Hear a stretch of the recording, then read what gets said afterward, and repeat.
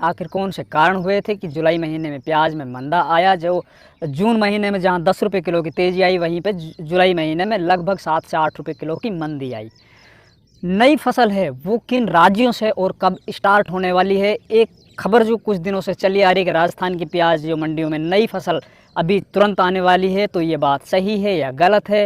Export हमारे देश से प्याज का होगा या नहीं होगा? होगा तो कितना होगा? और आखिरकार एक्सपोर्ट अभी तक बंद क्यों है? अगली जो नई फसल कुछ राज्यों में जैसे कि कर्नाटक है या फिर महाराष्ट्र है या आंध्र प्रदेश है, वहाँ पर फसल की स्थिति क्या है? अभी तक वहाँ पर कितनी बुआई हुई है? फसल अभी अच्छी है या कुछ खराबी आने लग गई है? बरसात का कितना इफ़ेक्ट पड़ेगा बाज़ारों पर?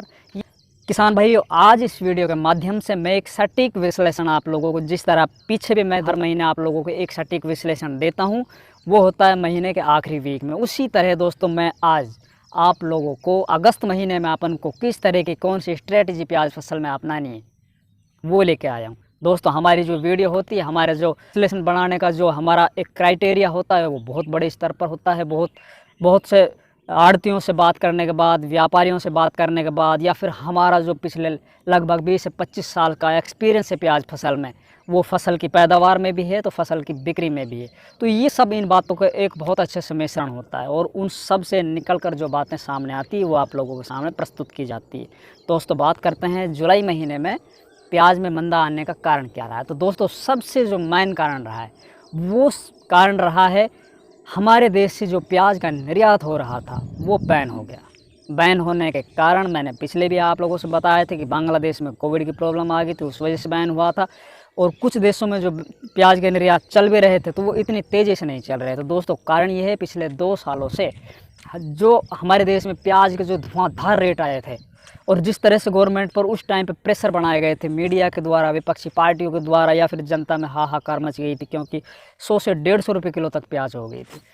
तो उस कारण से गवर्नमेंट के सामने एक अजीब स्थिति पैदा हो गई थी कि जो जिन देशों को वो निर्यात करता है प्याज को, उनको एकदम बगैर बताए रोकना पड़ गया था। और ये लगातार 2 साल से चला था। तो कहीं ना कहीं उन देशों के दिमाग में एक बात चल रही थी कि भारत से अपन प्याज लेते हैं, हर साल उन्हीं दिनों में जाके वो बगैर बताए निर्यात को बैन करना पड़ता है। इसलिए कहीं ना कहीं वो लोग दूसरे विकल्पों पर विचार कर रहे थे।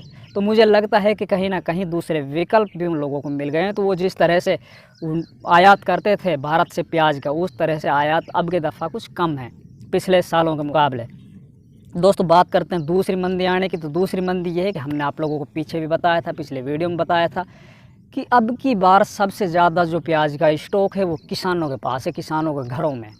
और किसान हैं उनको ये नहीं पता होता है कि तुम्हारी जो फसल है ये कितने रुपए में आके तुम्हारे घर में पड़ी है और इस पे अपन को कितना बेनिफिट लेना है तब बेचना है। तो हमें ये नहीं पता होता कि अब हमें किस भाव पर अपने माल को बेचना। हम बस हमारे दिमाग में एक बात होती है कि आज 10 रुपये किलो बिक रही, कल 20 रुपये किलो है, परसों 30 रुपये किलो है, 40 रुपये किलो, यूँ ही बस बढ़ते चले जाओ, बढ़ते चले जाओ, बढ़ते चले जाओ। जबकि व्यापारियों के पास जब माल होता है तो व्यापारियों को पता होता है कि हमने 20 रुपये किलो में जो प्याज खरीदी है या कोई भी माल खरीदा है तो उस पर अगर वो 25 रुपये में बिक रही है तो खर्चा काट के हमें 3 रुपये या 4 रुपये जो भी बच रहे हैं वो बच रहे हैं, उनको सामने स्पष्ट दिखाई देता है।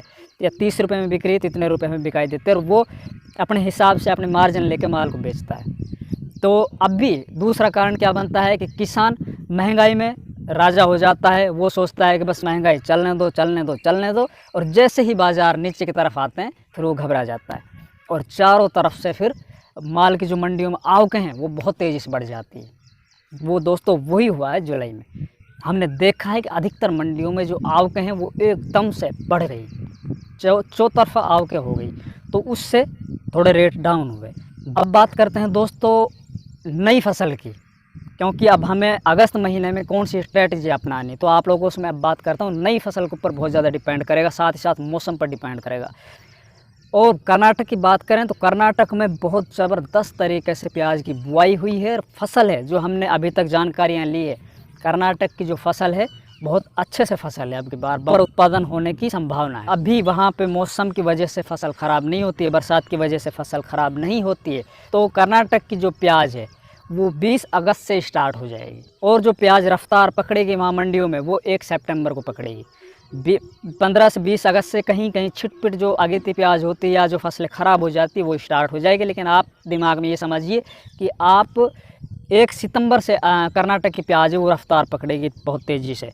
तो दोस्तों एक कारण तो ये हो गया, अगर वहाँ पे बरसात नहीं हुई तो शायद रेट हैं, अगर गवर्नमेंट ने निर्यात नहीं खोले तो ज़्यादा रेट बढ़ने की संभावना बहुत कम दिखाई दे रही है।